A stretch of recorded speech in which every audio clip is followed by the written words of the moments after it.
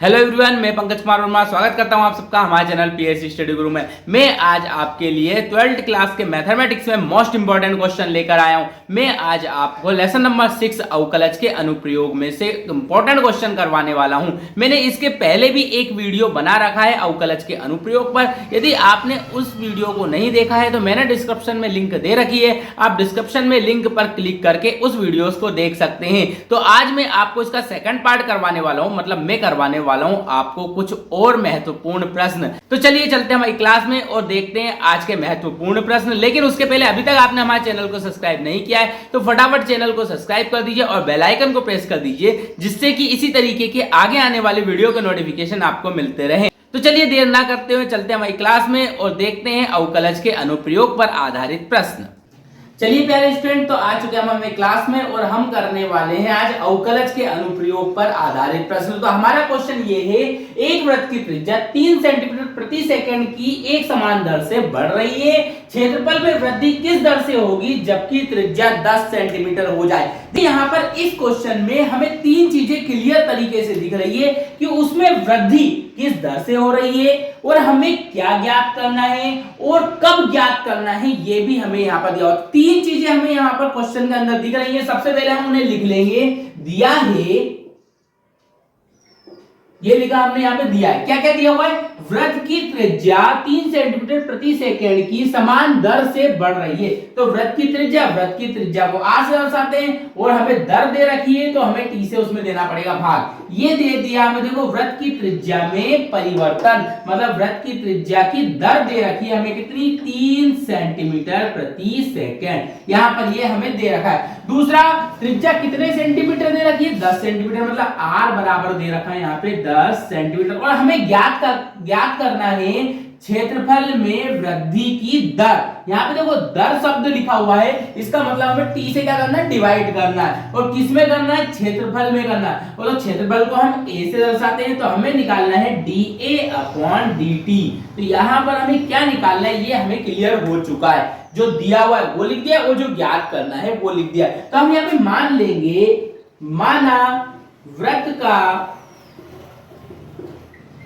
क्षेत्रफल a है। वृत्त का क्षेत्रफल क्या मान लिया हमने? a तथा त्रिज्या, हम यहाँ पे त्रिज्या भी मान लेते हैं, तथा त्रिज्या r है। तो यहां पर हमने दो चीज मान ली है, माना वृत्त का क्षेत्रफल a है तथा त्रिज्या r है। अब क्या करने वाले? चूंकि वृत्त का क्षेत्रफल बराबर होता है पाई आर स्क्वायर। वृत्त का जो क्षेत्रफल है वो कितना होता है? पाई आर स्क्वायर होता है। अब यहाँ पे क्षेत्रफल को हम a से दर्शा रहे हैं तो हमने लिख दिया a। अब हम करने वाले इसका अवकलन, और अवकलन किसके सापेक्ष करने वाले? r के सापेक्ष करने वाले। तो देखो ये कर दिया हमने dA/dr, यहाँ पे अवकलन कर दिया। तो अवकलन में क्या होता है, जब अपन डिफरेंशिएशन करते हैं तो ये जो पावर है ये उतर के आ जाती है नीचे। तो ये देखो ये 2 उतर के नीचे आया, यहाँ पे पाई हुआ, और ये जो r है इसकी एक पावर हो जाती है कम। तो पहले 2 थी, अब कितनी हो गई इसकी पावर?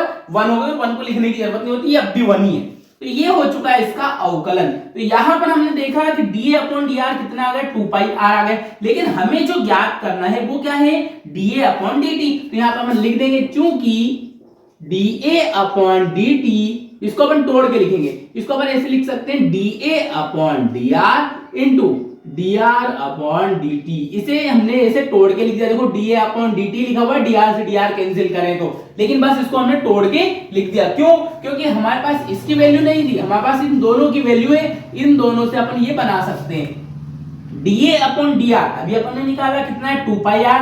तो यहां पे लिख देंगे हम 2 पाई r इंटू dr/dt हमें पहले से दे रखा था, किस सेंटीमीटर से दर से बढ़ रही थी? 3 सेंटीमीटर प्रति सेकंड की दर से बढ़ रही थी। यदि अपन इसका गुणा इसमें कर दें तो कितना हो जाएगा? 3 दूनी 6 पाई r हो जाएगा। लेकिन r का मान हमें कितना रखना है? 10 सेंटीमीटर रखना है। तो यहां पर देखो 6 पाई इंटू यहाँ पे रख देंगे r की जगह पे 10, यहाँ लिख देंगे चूंकि r बराबर 10 सेंटीमीटर हमें दिया हुआ है। इसके बाद हमें इस 10 का 6 में गुणा करना है, ये बन जाएगा 60 पाई। और 60 पाई लिखने के बाद में यहाँ पर देखो हमने क्या निकाला था, क्षेत्रफल निकाला था। क्षेत्रफल के लिए लिख देंगे हम सेंटीमीटर स्क्वायर, क्योंकि क्षेत्रफल के लिए हमेशा हम स्क्वायर लगाते हैं, मतलब वर्ग लगाते हैं। और नीचे अपन ने टी लिखा हुआ है, टी के लिए मतलब समय है, तो अपन यहाँ पे लिख देंगे सेकंड। तो ये आ चुका है हमारा इस क्वेश्चन का आंसर। तो आपने यहाँ पर देखा, इतनी आसान तरीके से कर सकते हैं हम अवकलज के अनुप्रयोग के क्वेश्चन को सॉल्व। तो इसी तरीके के मोस्ट इंपोर्टेंट क्वेश्चन इतनी आसान तरीके से करने के लिए हमारे चैनल को ज्वाइन कर लीजिए, फटाफट चैनल को सब्सक्राइब करिए और बेल आइकन को प्रेस कर दीजिए, जिससे कि आगे आने वाले वीडियो के नोटिफिकेशन आपको मिल सके।